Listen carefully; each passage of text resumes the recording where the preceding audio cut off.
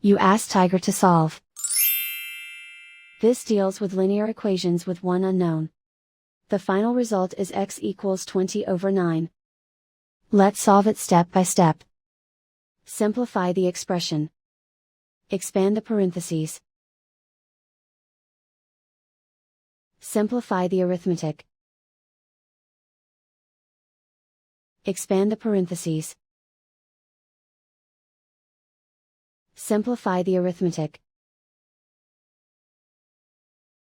Group all constants on the right side of the equation.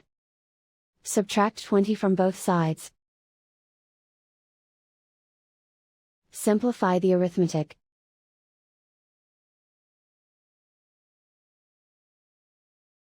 Isolate the x.